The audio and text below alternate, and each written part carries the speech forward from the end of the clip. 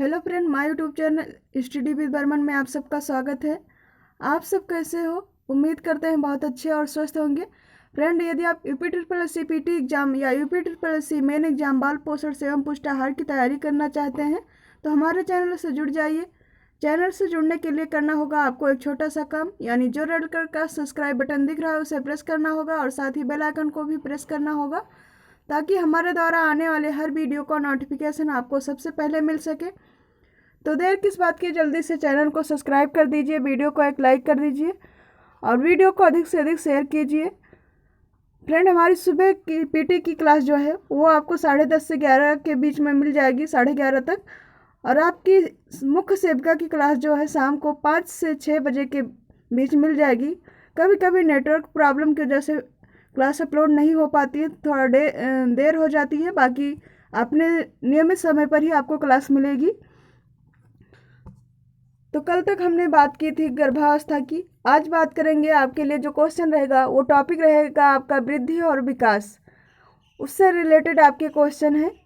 वृद्धि विकास जो है, बच्चे का वृद्धि और विकास जो है वो गर्भधारण करते ही शुरू हो जाता है। तो वहीं से आपको सारी प्रक्रियाएं आपको देखने को मिलेगी। लेकिन आपका जो क्वेश्चन होता है वो जन्म से लेकर किशोरावस्था तक होने वाले या उससे अधिक आयु तक होने वाले जो भी बदलाव चेंजेस होते हैं, वृद्धि विकास होता है, उन सभी पर बात करनी है। आपको वहीं से क्वेश्चन आएंगे। तो चलिए देखते हैं आज की क्लास का पहला क्वेश्चन। और जो लोग हमारे टेलीग्राम चैनल से जुड़ना चाहते हैं या फिर प्लेलिस्ट में आप क्वेश्चन देखना चाहते हैं पिछली क्लासेस के, बहुत ही अच्छे क्वेश्चन है, तो आप लोग के लिए जो डिस्क्रिप्शन बॉक्स में लिंक दिया हुआ है वहाँ जाकर सारी क्लासेस देख सकते हैं। बहुत ही इम्पोर्टेंट क्लास है आपकी, जो आपके एग्जाम के लिए काफ़ी हेल्पफुल होगी।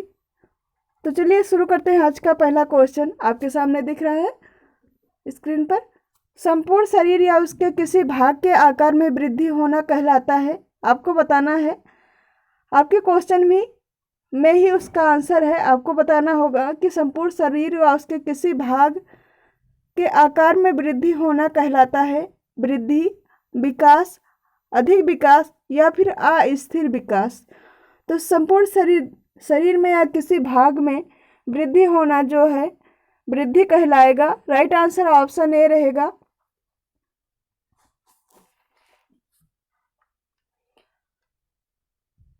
हमारा अगला क्वेश्चन है क्वेश्चन नंबर 2। बच्चों में होने वाले मनोवैज्ञानिक, भावनात्मक, सामाजिक तथा क्रियात्मक परिवर्तन कहलाता है। ऑप्शन है वृद्धि, विकास, कम वृद्धि या फिर अधिक वृद्धि। तो बच्चों में जो है मनोवैज्ञानिक, सामाजिक या फिर क्रियात्मक जो भी परिवर्तन होते हैं वो कहलाता है आपका ऑप्शन बी, यानी विकास कहलाता है। राइट आंसर ऑप्शन बी रहेगा इस क्वेश्चन का। अगला क्वेश्चन है हमारा क्वेश्चन नंबर 3। वृद्धि और विकास को प्रभावित करने वाले कारक हैं। आपको बताना है कि वृद्धि जो है, वृद्धि और विकास को कौन कौन से कारक प्रभावित करते हैं। तो आनुवंशिक कारक, वातावरणीय कारक, पोषण कारक या फिर उपरोक्त सभी। तो इसका राइट आंसर रहेगा उपरोक्त सभी, यानी जो वृद्धि विकास को प्रभावित करते हैं ये सभी कारक प्रभावित करते हैं। आनुवंशिक कारण यानी माता पिता से जो भी वंशानुक्रम में मिलता है वो होता है। वातावरण, आप किस माहौल में हैं वो आपको प्रभावित करता है, किस एरिया में है, यानी वहाँ का इन्वायरमेंट कैसा है आप वो भी प्रभावित करता है। और पोषण भी विशेष रूप से प्रभावित करता है। इस पर का राइट आंसर ऑप्शन डी रहेगा। ये सभी कारक जो है प्रभावित करते हैं वृद्धि और विकास को। अगला क्वेश्चन है क्वेश्चन नंबर 4। वृद्धि को मापा जा सकता है। ऑप्शन है वजन द्वारा, ऊंचाई द्वारा, शरीरानुपात द्वारा, उपरोक्त सभी। तो किसी भी व्यक्ति की वृद्धि और विकास, बालक हो या नवजात शिशु हो, उन सब का जो है वृद्धि को नापा जाएगा एक ही तौर से, तो यानी एक ही उसका पैमाना होता है। तो ये सभी राइट आंसर होंगे, यानी सारे ऑप्शन हैं। वजन द्वारा बच्चे की आयु के अनुसार वजन में भी वृद्धि होती है। और ऊंचाई भी उसी के अनुसार होती है। और शरीर अनुपात यानी जब सही विकास होगा, वृद्धि होगी, तभी सभी चीज़ें अनुपात में होंगी। लंबाई, वजन तथा जो भी विकास, मनोवैज्ञानिक विकास हुआ या फिर सामाजिक विकास हुआ, शारीरिक विकास हुआ, ये सभी जो है वृद्धि के मापक हैं, यानी इन सभी को मापा जाता है। उपरोक्त राइट आंसर होगा। अगला क्वेश्चन है क्वेश्चन नंबर 5।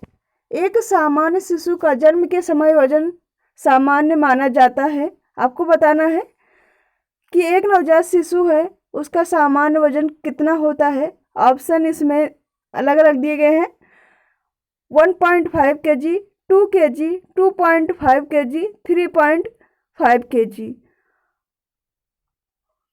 तो इसका राइट आंसर ऑप्शन सी रहेगा, यानी 2.5 kg। लेकिन अगर बात की जाए सही, इसका रेशो जो है वो 2.5 kg से लेकर 3.3 kg तक माना जाता है, या 3.5 kg तक। यानी ये दोनों के अंदर जो भी आता है वो सामान्य वजन होता है जन्म के समय शिशु का। अगर आपके ऑप्शन में ये आ रहा है, ओनली ये, तो आपका राइट आंसर होगा। अगर ये आ रहा है तो भी राइट आंसर होगा। लेकिन कहीं कहीं पर आपका 2.5 से 3 kg दिया जाता है, तो राइट आंसर वहाँ भी रहेगा। अपने ऑप्शन के अकॉर्डिंग आपको बताना होगा, लेकिन आपको याद रखना है कि 2.5 से 3.5 kg के मध्य ही होता है एक नवजात शिशु का जन्म। जरूरी नहीं है कि एग्जैक्ट 2.5 kg ही बच्चे का जन्म हो, उसमें कुछ ग्राम आगे पीछे भी आपको देखने को मिलेगा, उसका अंतराल यानी कम ज़्यादा होता है। 1 साल से 3 साल तक के बच्चे को कहते हैं। ऑप्शन है नवजात शिशु, टोडलर या फिर शालापूर्व। तो आपको बताना है कि जो 1 से 3 साल तक के बच्चे होते हैं उन्हें क्या कहा जाता है। कमेंट करके बताएंगे राइट आंसर इस क्वेश्चन का। बहुत अच्छा क्वेश्चन है आपके लिए।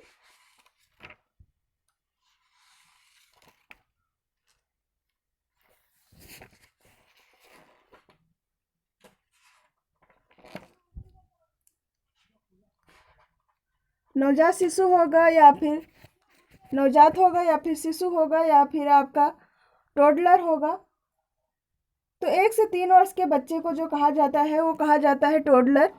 यानी राइट आंसर ऑप्शन सी रहेगा। कभी कभी क्वेश्चन में पूछा जाता है कि टोडलर किसे कहा जाता है, तो 1 से 3 वर्ष के बच्चे को टोडलर कहा जाता है। उसके साथ 0 से 1 वर्ष के बच्चे को इन्फेंट कहा जाता है। और प्री स्कूलर जो बच्चे होते हैं वो 3 से 6 वर्ष के बच्चे होते हैं। स्कूल गोइंग चिल्ड्रन जो होते हैं वो 6 से 12 वर्ष के बच्चे होते हैं। एडोलसेंट जो पीरियड होता है वो आपका 13 से 18 वर्ष होता है, यानी किशोरावस्था जो होता है वो आपका 13 से 18 वर्ष होता है। ये सभी पूछे जाते हैं। तो इस क्वेश्चन का राइट आंसर ऑप्शन सी रहेगा। हमारा अगला क्वेश्चन है क्वेश्चन नंबर 7। जन्म के समय शिशु की सामान्य ऊंचाई होती है। ऑप्शन है 50 सेमी, 60 सेमी, 70 सेमी या फिर 80 सेमी। तो इसका राइट आंसर रहेगा ऑप्शन ए, यानी 50 सेमी होती है। अगला क्वेश्चन है क्वेश्चन नंबर 8। बच्चों में खेलों को प्रभावित करने वाले कारक हैं। ऑप्शन है स्वास्थ्य, वातावरण, सामाजिक आर्थिक स्थिति स्तर या फिर उपरोक्त सभी। तो ये सभी जो है बच्चों को प्रभावित करते हैं।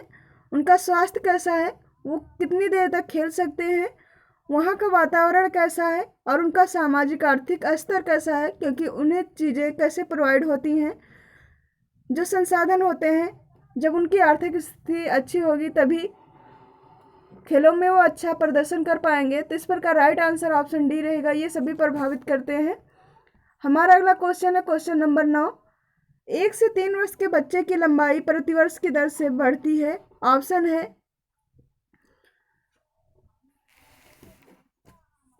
2.5 सेमी, 5 सेमी, 7.5 सेमी या फिर 10 सेमी।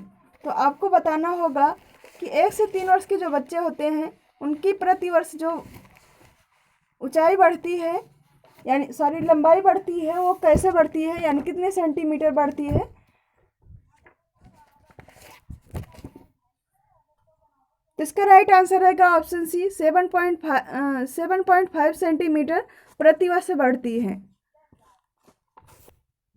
अगला क्वेश्चन है क्वेश्चन नंबर 10। टोटलर किस आयु के बच्चे को कहा जाता है। ऑप्शन है, अभी हमने ऊपर ही बताया इस क्वेश्चन का आंसर, 3 से 6 वर्ष, 0 से 3 वर्ष, 1 से 3 वर्ष या फिर इनमें से कोई नहीं। जिसका राइट आंसर रहेगा ऑप्शन सी, यानी 1 से 3 वर्ष के बच्चे को टोडलर कहा जाएगा। अगला क्वेश्चन है हमारा क्वेश्चन नंबर 11। 1 वर्ष तक के बच्चे की ऊंचाई लगभग होती है। ऑप्शन है 75 सेमी, 70 सेमी, 60 सेमी या फिर 100 सेमी। यानी सेमी से मतलब यहाँ आपका सेंटीमीटर से रहेगा। तो आपको बताना है कि जो 1 वर्ष का बच्चा होता है उसकी ऊंचाई लगभग कितनी होती है। इसका राइट आंसर रहेगा ऑप्शन ए, यानी 75 सेंटीमीटर होती है। हमारा अगला क्वेश्चन है क्वेश्चन नंबर 12। निम्न में से वृद्धि के संकेत हैं। ऑप्शन है वजन, ऊंचाई, सिर की माप, उपरोक्त सभी। तो इसका राइट आंसर रहेगा ये सभी वृद्धि के संकेत हैं।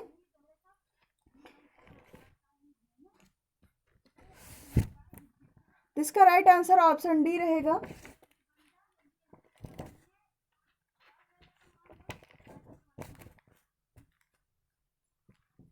हमारा अगला क्वेश्चन है क्वेश्चन नंबर 13। 9 से 12 माह तक के शिशु की गतिविधियां करने लगते हैं। आपको बताना है कि जो नवजात जो शिशु होता है, यानी 9 से 12 लगभग 1 साल का जो शिशु होता है, पौने से 1 साल का जो शिशु होगा वो कौन कौन सी गतिविधियां करने लगता है, आपको ये बताना होगा।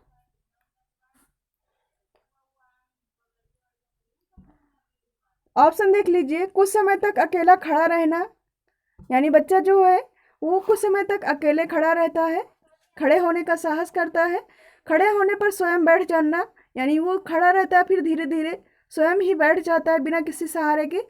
और सहारे के साथ कुछ कदम तक चलना, जैसे कोई वस्तु पकड़ लिया, दीवार पकड़ के चलना या फिर कोई आसपास वस्तु ऐसे मेज कुर्सी कुछ भी मिलती है तो उसी के सहारे आसपास उसके घूमते रहते हैं। और उंगलियों से भोजन खाना, वो आप कुछ भी दो या फिर कोई खाना खा रहा हो घर में कोई भी सदस्य तो वो आकर अपने हाथों से खाने का प्रयास करता है, उसमें आधा नीचे गिराता है आधा खाता है। तो ये सभी प्रक्रियाएं जो हैं वो 9 से 12 माह के बच्चे करते हैं, यानी उनका ये गतिविधियां हैं। आपसे क्वेश्चन पूछा भी जाएगा, इस तरह के क्वेश्चन काफ़ी आते हैं। और साथ ही साथ अगर चम्मच से खाना भी सीखने लगता है, वो थोड़ा बहुत खाता है, आधा वही चीज़ें हैं कि आधा नीचे गिरेगा आधा खाएगा बच्चा, लेकिन फिर भी प्रयास करता है और उसमें वो बहुत प्रसन्न महसूस करता है, वो प्रसन्न रहता है। अगर उसके आसपास किताबें हैं कुछ भी पढ़ा है तो वो पलटने लगता है, अजनबियों से भी डरता है, ईर्ष्या करता है, भय करता है, गुस्सा करता है। ये सभी प्रतिक्रियाएं उसकी देखने को मिलेंगी आपको। अगला क्वेश्चन है क्वेश्चन नंबर 14। किस आयु वर्ग के बालकों का 2000 शब्दों का ज्ञान हो जाता है। अब ये थोड़ा बड़े वाले बच्चों की बात की जा रही है यहाँ पर क्वेश्चन में। तो आपको बताना है कि वो किस आयु के बच्चे होंगे, बालक होंगे। 3 से 6 वर्ष, 18 से 24 माह, 6 से 12 वर्ष या फिर 13 से 18 वर्ष।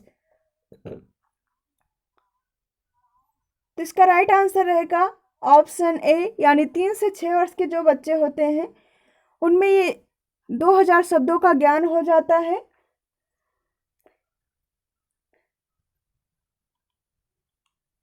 और वो इसके साथ साथ ही जैसे साइकिल दौड़ाना ये सभी कार्य करने लगते हैं, गेंद फेंकना, स्वयं के कपड़े पहनना, खेल खेलना, टॉयलेट अकेले जाना, ब्रश करना, ये सभी काम जो है, माता पिता से अकेले रहना, ये सभी काम करने लगते हैं। बच्चे थोड़ा समझदार हो जाते हैं, यानी समझने की क्षमता उनकी विकसित हो जाती है काफ़ी।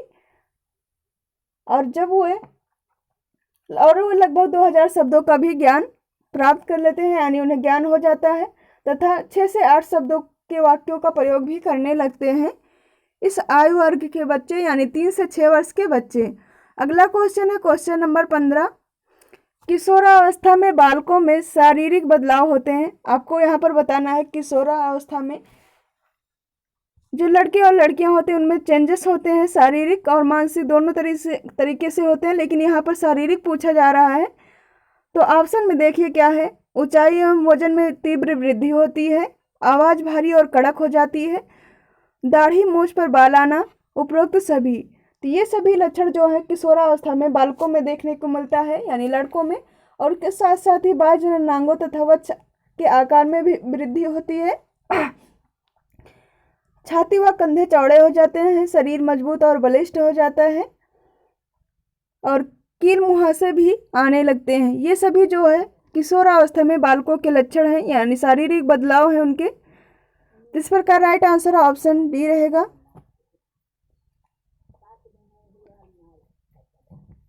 अगला क्वेश्चन है क्वेश्चन नंबर 16। किशोरावस्था में विचारों तथा मानसिकता में बहुत जल्दी परिवर्तन आता है, वे बहुत जल्दी खुश हो जाते हैं और उदास भी हो जाते हैं कहलाता है। आपको बताना है उनका कौन सा विकास है, यानी उसमें बहुत जल्दी परिवर्तन, बहुत जल्दी वो खुश हो जाते हैं किसी बात को लेकर और बहुत जल्दी ही किसी बात को लेकर सैड हो जाते हैं, उदास चिंतित हो जाते हैं। तो वो विकास क्या कहलाएगा? भावनात्मक विकास, शारीरिक विकास, मानसिक विकास या फिर सामाजिक विकास। तो इसका राइट आंसर रहेगा ऑप्शन ए, यानी भावनात्मक विकास कहलाएगा। उनमें काफ़ी विकसित, उनका जो मानसिक विकास है वो काफ़ी अच्छे स्तर तक हो चुका होगा, उन्हें सही चीज़ों का पता हो जाएगा, सही गलत, तो उनमें भावनाओं का विकास होगा। राइट आंसर ऑप्शन ए रहेगा। अगला क्वेश्चन है क्वेश्चन नंबर 17। किस आयु वर्ग के बच्चे पारिवारिक प्रतिबंधों से मुक्त होना चाहते हैं? ऑप्शन है बाल्यावस्था, किशोरावस्था, नवजात शिशु या फिर इनमें से कोई नहीं। तो इसका राइट आंसर रहेगा ऑप्शन बी, यानी किशोरावस्था एक ऐसी अवस्था होती है जिनमें वो हर चीज़ों को देखना चाहते हैं, उसे ऑब्जर्व करना चाहते हैं और परिवार द्वारा जो भी प्रतिबंध लगाए जाते हैं उनसे वो स्वच्छंद रहना चाहते हैं, यानी मुक्त रहना चाहते हैं। तो इस प्रकार राइट आंसर ऑप्शन बी रहेगा, क्योंकि ये एक ऐसी अवस्था है जिसमें परिवार की तरफ से भी काफ़ी प्रतिबंध लगाए जाते हैं। ये खाना है आपको, या ऐसे बैठना है, ऐसे उठना है, इन सभी से वो मुक्त होना चाहते हैं। उन्हें ये सब रोक टोक पसंद नहीं है होती है इस अवस्था में। तो राइट आंसर ऑप्शन बी रहेगा। अगला क्वेश्चन है क्वेश्चन नंबर 18। किस आयु पर शिशु अजनबी तथा अपने परिवार को पहचानने लगता है? ऑप्शन है 5 माह पर, 7 माह पर, 6 माह पर या फिर 4 माह पर। तो आपको बताना है कि एक शिशु है जो अपने परिवार तथा अजनबी सदस्यों को पहचानने लगता है, वो कब पहचानता है? तो इसका राइट आंसर रहेगा ऑप्शन ए, यानी 5 माह पर वो पहचानने लगता है।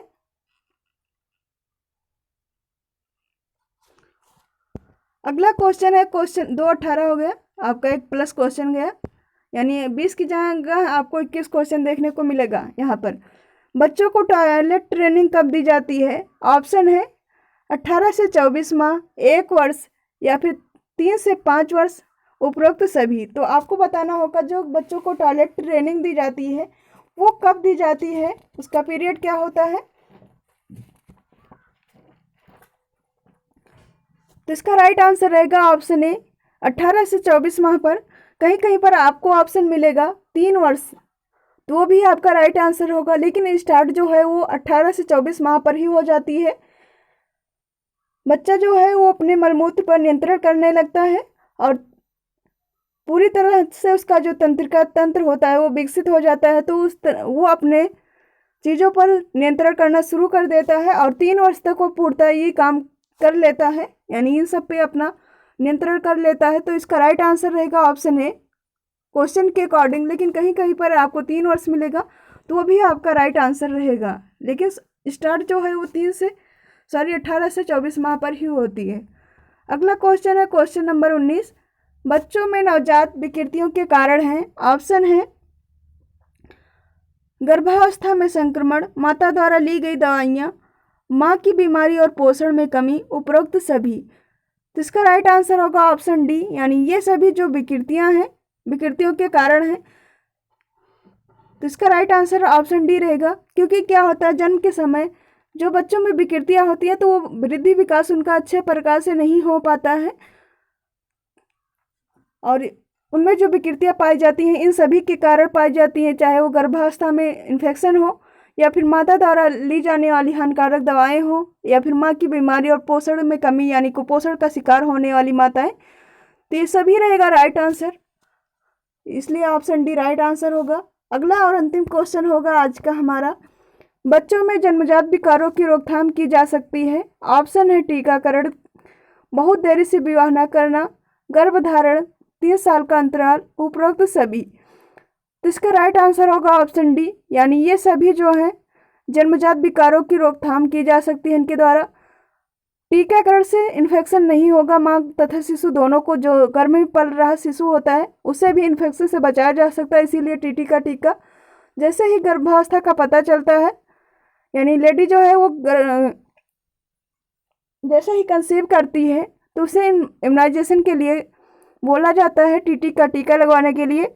और दूसरा है, अधिक आयु हो जाने पर भी ये सारी प्रॉब्लम आपको देखने को मिलेगी, तो एक जो सही आयु है विवाह की उसी के अनुसार करना चाहिए।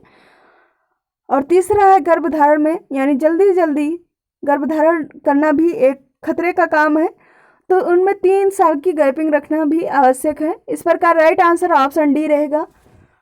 तो ये रहा आज का हमारा 20 क्वेश्चन, बहुत ही इंपॉर्टेंट क्वेश्चन है। कमेंट करके बताएंगे आपको कितना आंसर इसका आता है, और आज की क्लास कैसी लगी हमें ज़रूर बताइएगा। मिलते हैं नेक्स्ट क्लास में।